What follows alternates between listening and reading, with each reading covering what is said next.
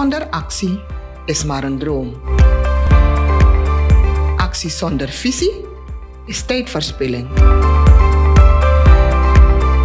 Visie gevolgd door actie brengt een land vooruit.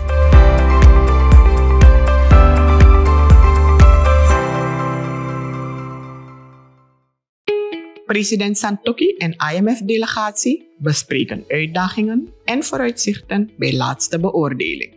President Chandrika Prasad Santokhi heeft op 12 februari 2025 een ontmoeting gehad met de delegatie van het IMF als onderdeel van de 9e en laatste evaluatie van het lopende IMF-programma.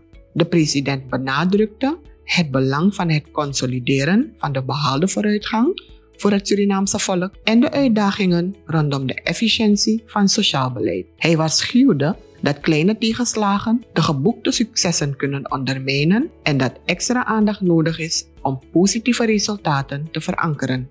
Santokhi sprak ook over de impact van klimaatverandering, die grote economische druk uitoefent, en vroeg om meer erkenning van de problematiek, zoals de recente compensatie van de 76 miljoen SRD aan boeren door de droogte. Daarnaast werd de noodzaak van eerlijke klimaatsfinanciering en het effect van dalende waterstanden op de energieprijzen besproken. Minister Stanley Raghubar Singh van Financiën prees de samenwerking met het IMF en benadrukte dat technische en politieke ondersteuning essentieel blijven voor het behalen van de doelstellingen. De president concludeerde dat de regering zich blijft inzetten voor stabiliteit en economische vooruitgang en sprak zijn vertrouwen uit in de voortzetting van het herstel van Suriname in samenwerking met het IMF.